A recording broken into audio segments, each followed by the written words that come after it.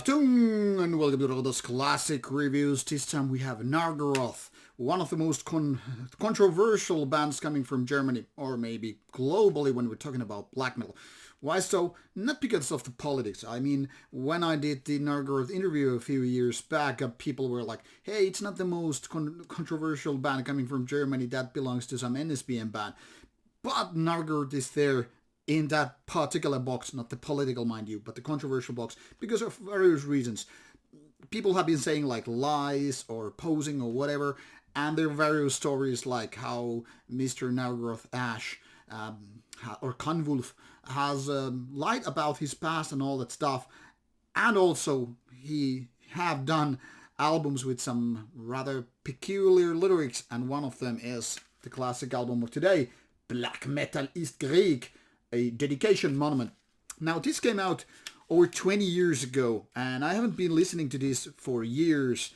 And actually this week, when I'm filming this on Christmas Eve, by the way, Merry Yule, Happy Yule, Merry Christmas, whatever you're celebrating, the darkest day on Earth, no, whatever.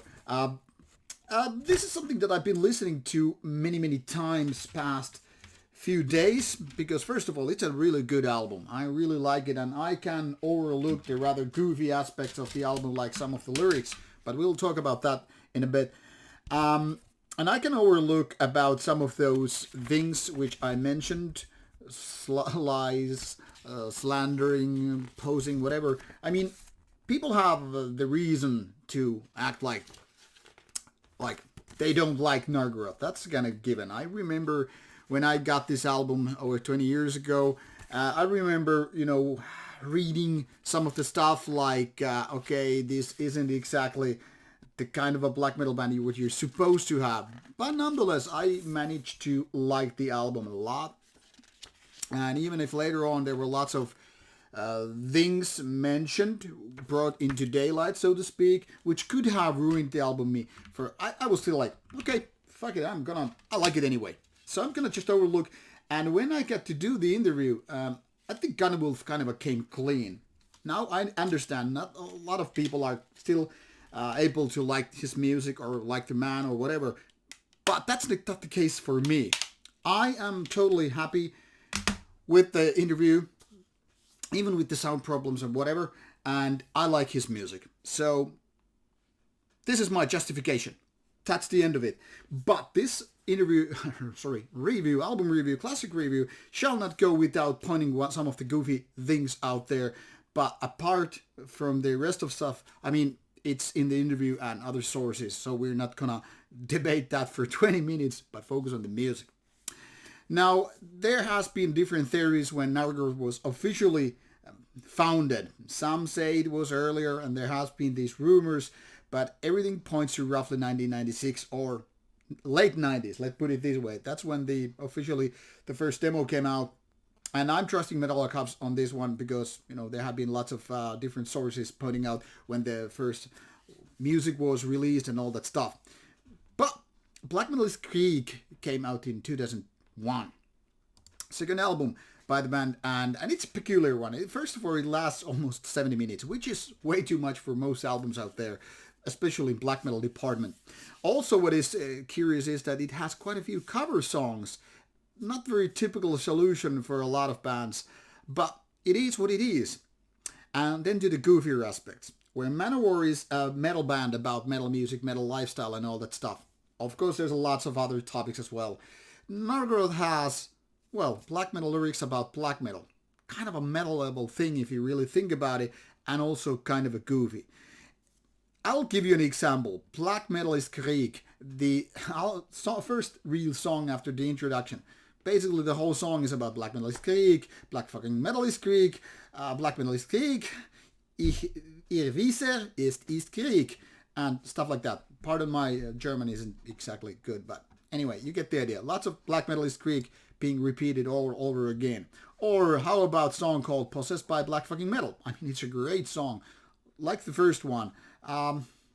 It's about because black metal died and all that stuff like that, and then you're singing like I'm possessed by black fucking metal. That is very Manowar thing. Or the song The Day Burzum Killed Mayhem. It's about 1993 when Vikernes killed Euronymous as such mayhem. I would like to add, by the way, he also killed Burzum because when going into prison, he basically ruined Burzum. And of course, he killed Thorns. There's only one Thorns album out. So yeah, it's a year of misery. But making a Black Metal song about it sounds goofy.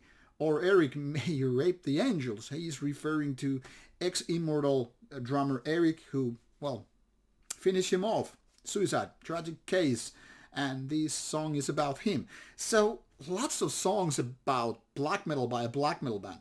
That sounds very, very goofy. So I kind of understand it's not getting like overwhelmingly good reviews all over. But if we really focus on the music and can past, kind of like look past the lyrics, can overlook them and all that stuff, we have a modern classic here. I'm not gonna deny.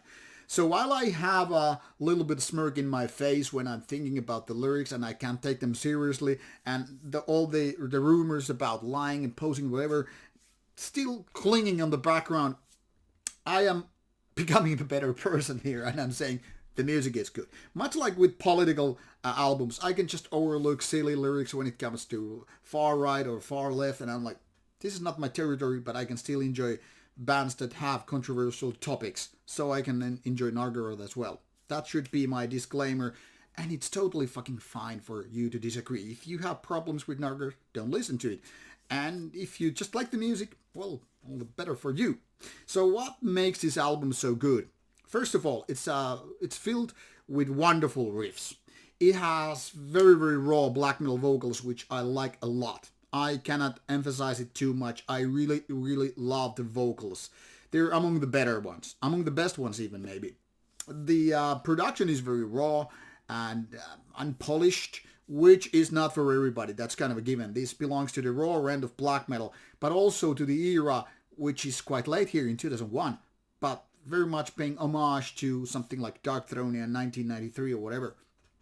Also, what I really like is that there's a variety of different riffs. It's almost like bowing down towards some of the bands which were there to, found the second era. For example, this Eric May Rape the Angels. It's a kind of like an immortal tribute.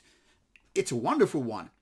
And this shows how much potential there is with Nargaroth and its riffs and vocals and everything.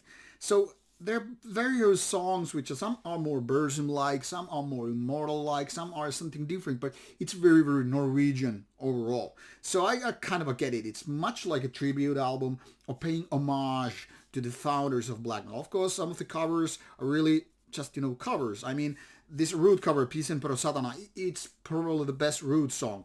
And partially because it has this strong Bathory / Burzum flavor to it, the main riff, you know what I'm talking about. Or this Moonblood cover, reminding me of old Bathory. But the best songs are probably done by Nargaroth themselves, and that should tell you a lot. So 70 minutes full of quality, well, pretty much anyway. I think it's a kind of a feat. It's kind of an accomplishment. And even though you might have problems with some of the statements of some of the lyrics, if you really focus on the songs themselves and the riffs, it's just magical how good this album is. Mind you, this is not without filler parts, so I'm not saying this is a 10 out of 10 album. Actually, this would be a 9er without some of the more, filler material ones. But I'm still as much as going for 8.5 out of 10, which is a lot better than a lot of other classic albums out there. And this goes even with the worst riffs here, which are not bad, but not as great as the best ones. But if this was just stripped down, maybe 2/3 of, whatever it is on this album, and only the best parts were selected, I would say this is at least 9er, maybe even better. So overall, I really, really like this album. And it was really cool to revisit these albums after so many years. I don't know even why I haven't been listening to it. I really do. It's the review albums. But apart from that, this is an album I should have been listening, throughout the years because it's so good. So I guess all I'm saying here is give this album a chance. If you can just ignore somewhat goofier lyrics or some of the rumors and whatever in the past. If you cannot, well, that's your loss, I guess. But then again, I also understand the point, so it's not like I disrespect for you doing that. I mean, you are, after all, you, and you do your own decisions and you form your own opinions and you have your own feelings. So even if I'm not having the problems, doesn't mean you are, or vice versa. Be it as it may, this is a good album, and I think it totally deserves revisiting and listening to it. And if you do like it, or if you are giving it the first time listen, well, I hope you're in for a treat. And I also hope that you will give this Nargaroth interview a chance. I will link to this interview in this review in the end, so you can just click and listen what Ash has to say, or had to say a few years back. Maybe we will do another interview in the future as well. That's what I at least hope. And now that the band is signed to Season of Mist, I guess we're safe to expect some new material in foreseeable future. We'll see about that. But thank you for checking out this review. If you have some suggestions or recommendations which classic reviews I should be doing, let me know in the comments box.